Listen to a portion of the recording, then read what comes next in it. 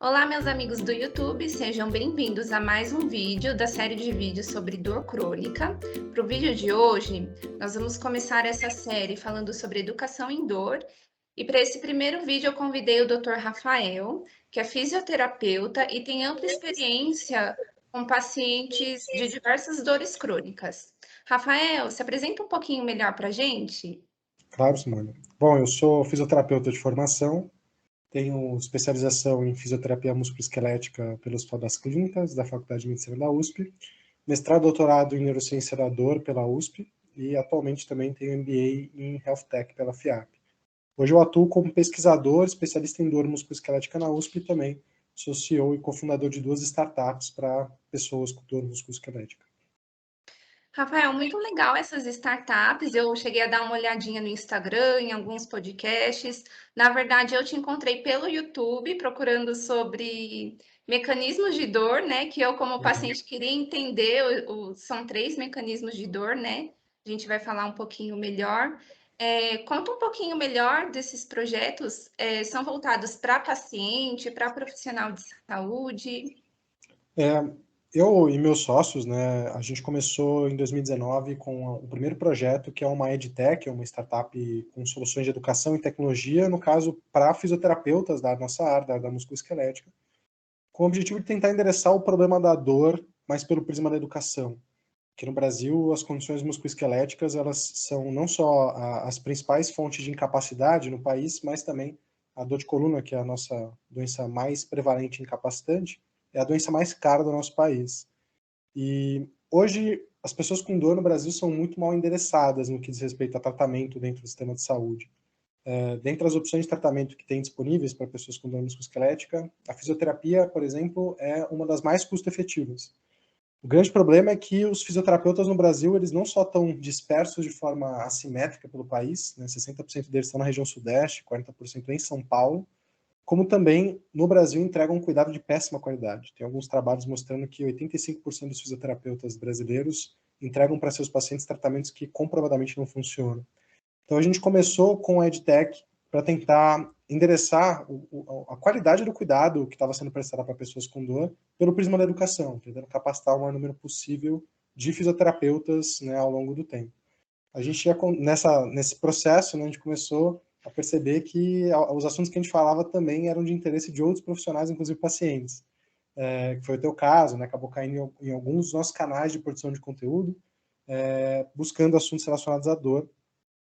E a gente, em 2020, com uma comunidade muito grande de profissionais na plataforma, né, hoje nós temos 15 mil profissionais ativos em nossa plataforma de ensino, a gente decidiu dar um passo além e construir uma solução para ajudar, de fato, pessoas com dor diretamente, né, que é a Tato, onde a gente oferece uma trajetória de cuidado digital mais custo-efetiva, tentando dar o melhor tratamento disponível do ponto de vista de fisioterapia, através principalmente de telesaúde, né, e com apoio de tecnologia, de inteligência artificial, para conseguir entender quais são as pessoas que têm o maior risco de evoluir mal, né, com os seus quadros de dor e endereçar o melhor cuidado disponível.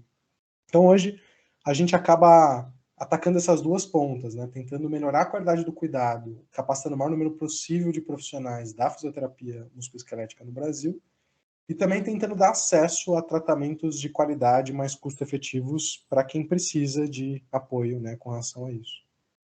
Vocês, então, hoje, pela Tato, oferecem teleatendimento para pacientes?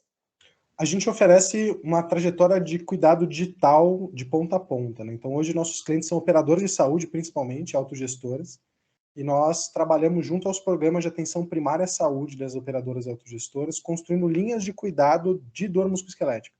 Então, a gente faz triagem para tentar ajudar as pessoas que têm alguma red flag ou patologia grave a identificar que elas têm isso, né? E orientá-las com relação à melhor trajetória que elas podem ter de cuidado.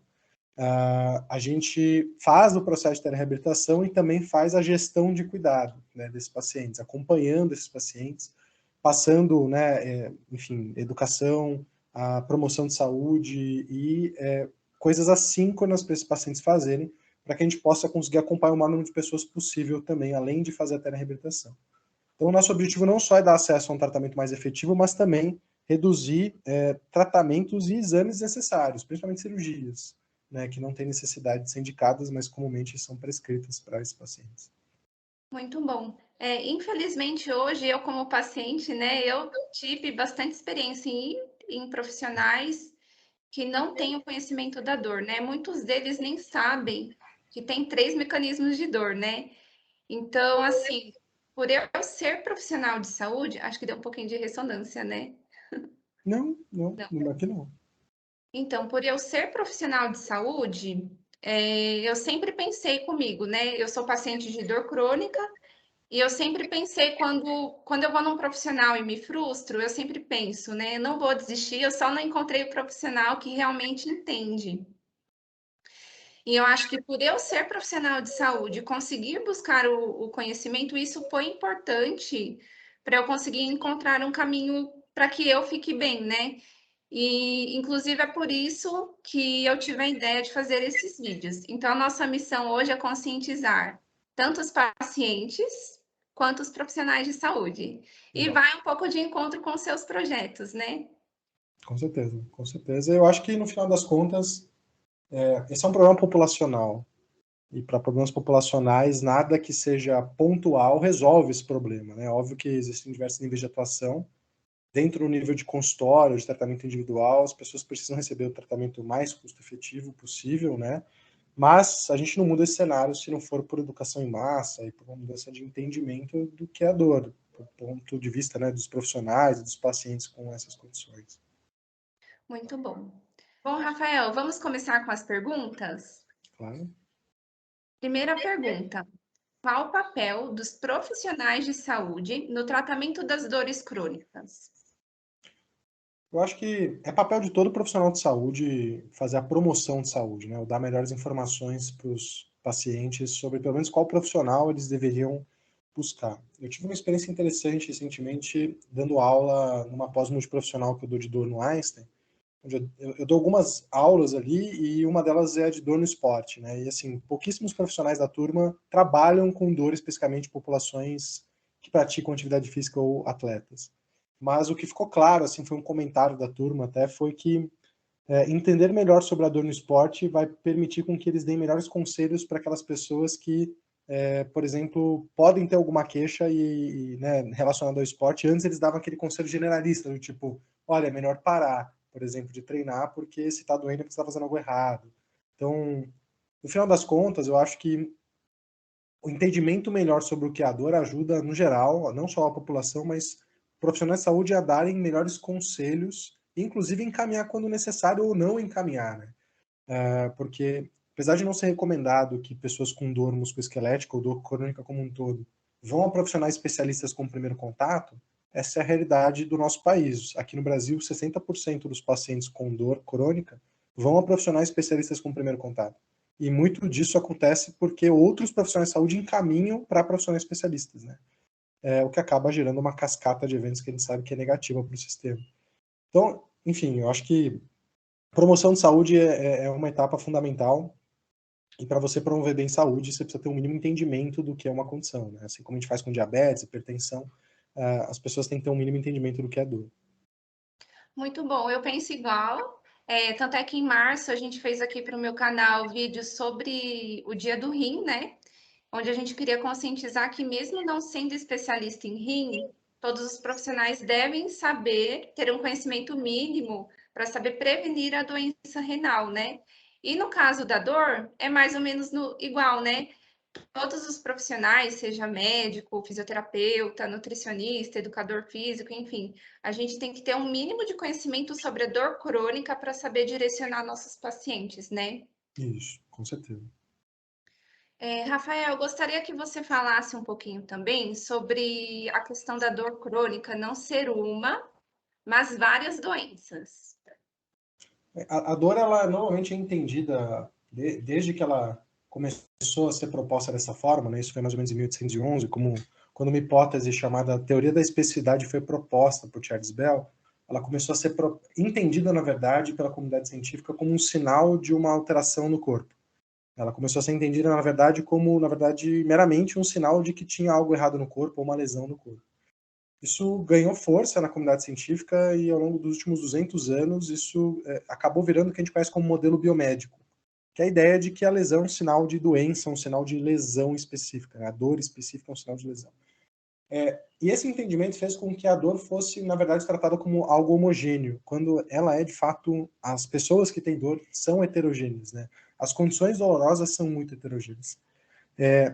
Então, desde 2020, a gente começou a ter um entendimento diferente sobre dor, inclusive no diagnóstico. Foi proposto por uma força-tarefa da IASP, em parceria com a Organização Mundial da Saúde, um sistema para dar um diagnóstico de dor crônica, né? Antes a dor crônica era entendida como uma lesão que não curou, mas que durava mais do que 3 meses. Essa era a definição, e não da literatura científica, porque faz muito tempo que a gente entende que dor não é isso, mas o senso comum. E aí, desde 2020, começou a dor crônica foi entendida como uma doença, né? E aí a gente tem subtipos de dor crônica. Existem as condições de dor crônica primária, onde ela de fato é uma doença, e aí são alguns subtipos, né, como a dor crônica primária generalizada, dor crônica primária musculoesquelética, dor crônica primária visceral. Todos esses tipos de dor crônica, ela é a doença em si, não um sintoma subjacente a algo. E existem os quadros de dor crônica secundária, né, que são 6 subtipos quando a dor ela tem alguma relação com a condição de base, mas ela também é uma doença, como por exemplo uma dor crônica relacionada ao câncer, uma dor crônica secundária, neuropática, musculoesquelética ou visceral.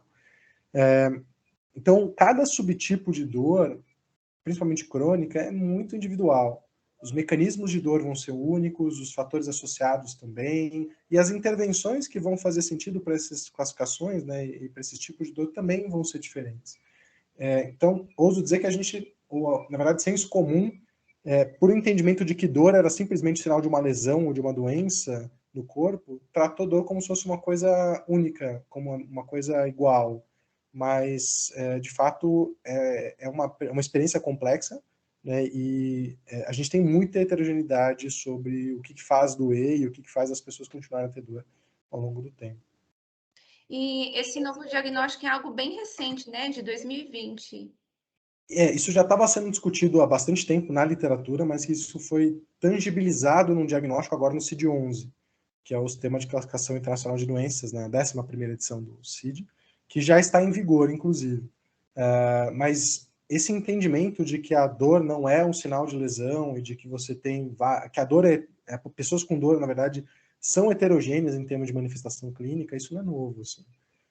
Mas eu diria que isso começou... A gente teve nos últimos 20 anos várias mudanças no entendimento da dor que tangibilizaram para o dia a dia clínico essas diferenças, né, dos quadros de dor. Muito interessante. Vamos para a próxima pergunta. Mecanismos de dor e a escolha do tratamento. Todo profissional que trata a dor deve entender esses mecanismos de dor? E nós, pacientes, você acredita que é importante a gente também entender esses mecanismos de dor? A ideia dos mecanismos de dor foi proposta originalmente em 1994 com o intuito de subgrupar, de fazer a mesma coisa que a gente faz, por exemplo, com um AVC hemorrágico isquêmico, né? Se você entende que um AVC é hemorrágico e tratar ele como hemorrágico, o paciente tem um melhor prognóstico, uma melhor chance de sobrevivência. Um isquêmico é a mesma coisa, só que se você tratar um isquêmico como hemorrágico ou vice-versa, isso tende a não dar bons resultados. Essa foi a ideia pela qual os mecanismos de dor foram propostos, porque a dor é uma experiência complexa, mas o mecanismo de dor é uma tentativa de explicar, no final das contas, por que dói. E foi proposto um primeiro mecanismo em 1994, no ano de 2000, um segundo mecanismo, e agora em 2016 a gente teve a proposta e a oficialização de um terceiro mecanismo de dor. No final das contas, o que a gente aprendeu ao longo desses 20 e poucos anos com a proposta de se usar mecanismos de dor é que eles não dão para a gente o que a gente esperava que eles iam dar, que é essa ideia do subgrupo. Você vai ver muitos pacientes, em especial com dor crônica, com mais de um mecanismo de dor. E, na verdade, quando você trata um mecanismo... Às vezes, o mesmo tratamento que você faz para um mecanismo de dor funciona para o outro também, né? Não é a mesma lógica do AVC isquêmico hemorrágico, por exemplo. Então, no final das contas, os mecanismos de dor são uma forma de falar sobre a dor, uma forma boa de falar sobre a dor, que permite que o profissional de saúde consiga entender um pouco mais sobre o que está associado com a queixa daquele indivíduo, né? E quando a gente fala melhor sobre as coisas, a gente consegue entender um pouco melhor a que população que o paciente pertence, né? Mas hoje eu tenho uma reflexão sobre isso, que é a gente acho que complica muito o que é complexo. Então, as pessoas não precisam ser PhD em neurociência da dor para conseguir ter o entendimento necessário sobre dor, né? Eu acredito que as pessoas precisam ter um entendimento mínimo. Do ponto de vista sobre profissionais de saúde, olhando para a perspectiva dos profissionais de saúde, os profissionais de saúde precisam entender que existem mecanismos de dor e que muitos quadros de dor crônica não estão associados com o entendimento clássico da dor, que é um mecanismo mais nociceptivo. Estão associados com mecanismos nociplásticos ou muitas vezes neuropáticos em alguns subtipos de dor. Então isso é importante para o profissional de saúde, mas eu ouso dizer que para o paciente talvez a mensagem possa ser mais superficial, assim. Eu acho que os pacientes, ao entenderem, começarem a entender que não necessariamente a dor é um sinal de que tem algo errado no corpo, não necessariamente porque dói tem alguma coisa subjacente àquela queixa, que precisa ser investigada, que enquanto não fechar um diagnóstico, não achou a causa do problema e não vai tratar. Se os pacientes conseguirem chegar nesse nível de entendimento, talvez ele seja suficiente, assim, sabe? Então eu tenho hoje essa visão de que a gente precisa entender o mínimo necessário, e às vezes a gente complica demais o que já é complexo. Então, com certeza, os mecanismos de dor ajudam a falar sobre a dor. Para os profissionais de saúde, talvez seja fundamental, acho que aqueles que lidam com dor no dia a dia precisam entender sobre isso. Na perspectiva dos pacientes, talvez a mensagem possa ser um pouco mais branda. Sim, até porque sentir dor já é muito complexo, né? E aí, se a gente coloca muita informação na cabeça do paciente, talvez até piore a questão de ansiedade, enfim. Sim. Mas assim, pegando o meu exemplo, eu tenho mecanismos mistos, né? Eu vejo que eu tenho principalmente nociceptivo, né? Que é aquele mecanismo, só para o pessoal entender um pouco melhor, e aí você também me disse se eu entendi certo do que eu estudei sozinha, né? Uhum. O nociceptivo é aquele mais ligado a um estímulo físico, né? Por exemplo, bati o pé na parede, o dedo tá doendo. Uhum. E tem o estímulo nociplástico, que é um mecanismo bem complexo, né? Que várias coisas que não são agressivas para o nosso corpo entende como uma agressão, né? Talvez, por exemplo, frio, não sei dizer. O, o tempo esfria e eu sinto mais dor. Eu falo que eu sou uma paciente atípica, eu fico pior no calor. Só que eu acho importante, eu fui atrás de estudar porque tem vários estímulos que pioram a minha dor, inclusive de exercícios físicos, e eu ficava preocupada se tinha piorado lesão. E no meu caso, assim, eu entendendo esses mecanismos, na verdade, eu fiquei mais tranquila por saber que não é porque eu estou com uma dor exacerbada, que piorou lesão. Meu corpo entendeu que algo era agressivo, mas aquilo vai passar. Eu entendo assim e eu fico mais tranquila. Eu não sei como que outros pacientes entendem isso, né? Eu acho que o importante, e esse é um princípio básico da educação, né? A gente vai tentar passar uma mensagem e ela vai bater diferente em cada um, de acordo com como a pessoa pensa, funciona, a visão de mundo, o sistema de crenças, o momento que ela está. O que a literatura tem demonstrado é que o importante não é a quantidade de conhecimento agregada que a gente passa para os pacientes, né? Falando próprio do tema aqui que a gente vai discutir, educação em dor, tem várias propostas de educação em dor, muitas delas muito pautadas na ideia de ensinar para os pacientes sobre neurociência da dor, neurofisiologia da dor, porque entendia que antes você precisava quebrar a crença do paciente, ele precisava obrigatoriamente ter um entendimento de dor diferente do que ele tinha.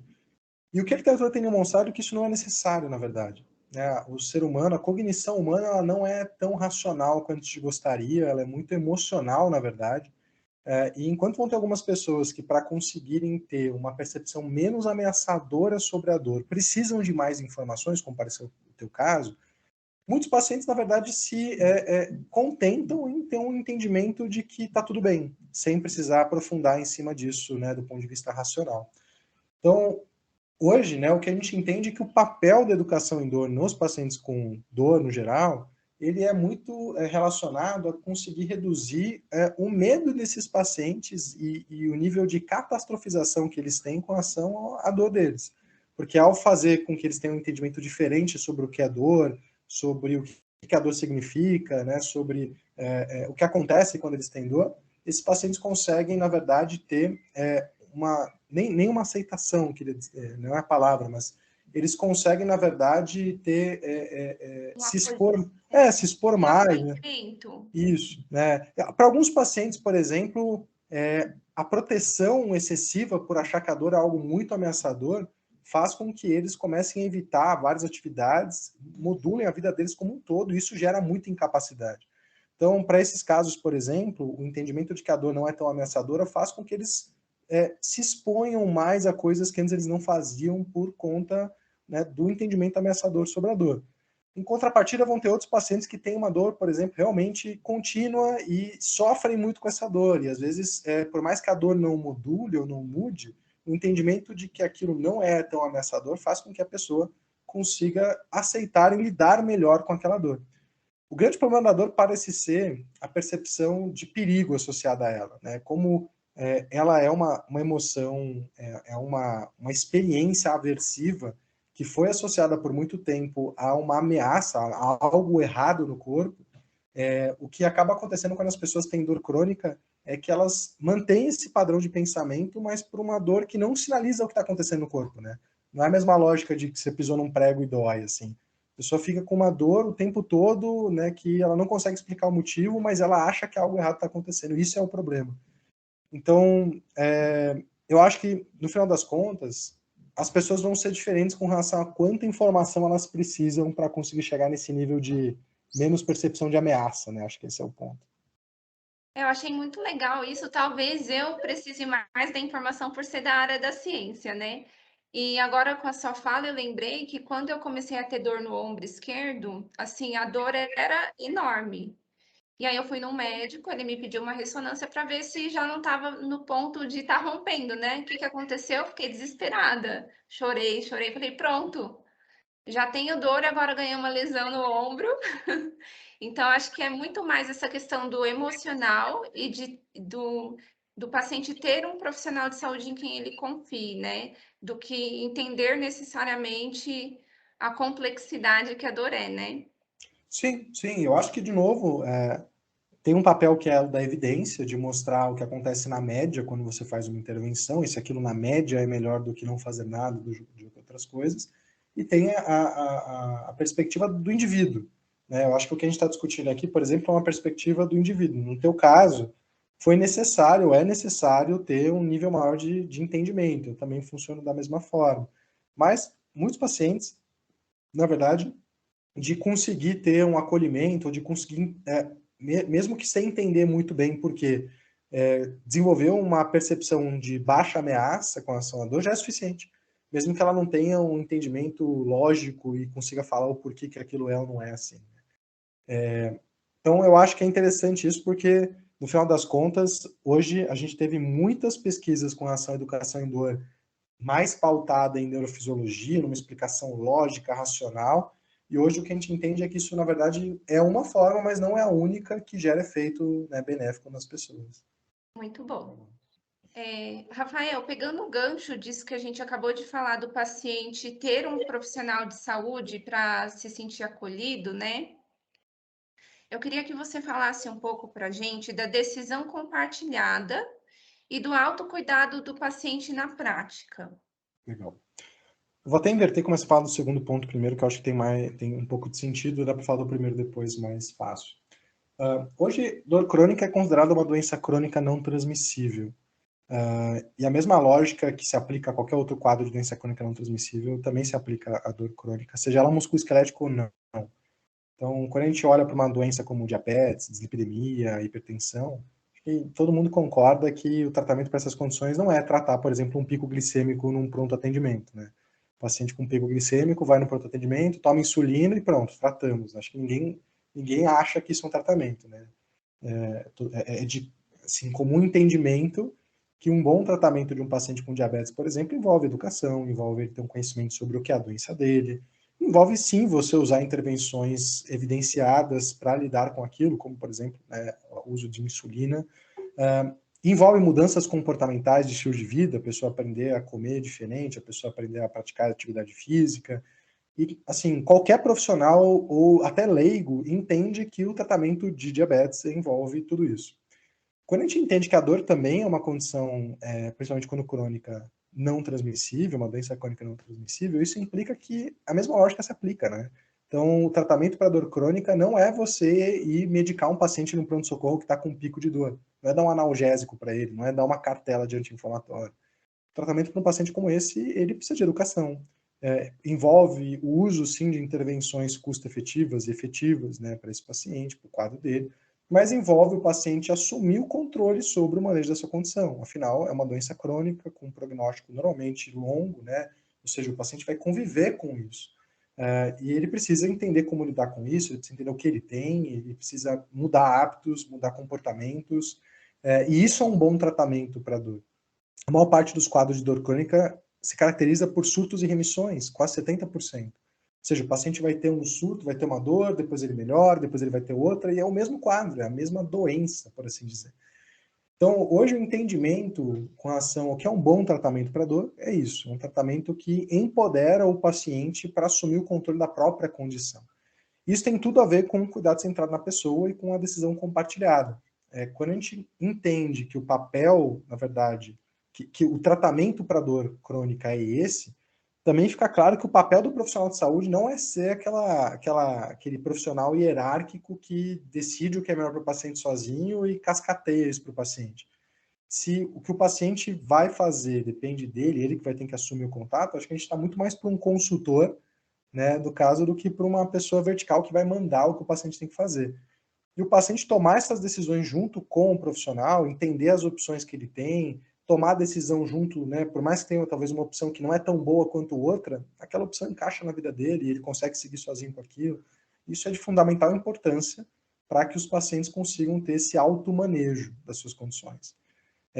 Isso muda drasticamente o papel do profissional de saúde nesse processo, né? De novo, de ser uma figura vertical, que detém o conhecimento, a ferramenta, que intervém, acabou o papel dele, ser uma cartela de remédio quase, né? O profissional de saúde passa a ser um horizontal ali com o paciente, que vai ajudar, na verdade, o paciente a entender o que faz sentido para ele e vai ajudar esse paciente a implementar na vida dele essas coisas, né, que são necessárias. E às vezes não só um profissional, é um conjunto de profissionais que vão fazer isso.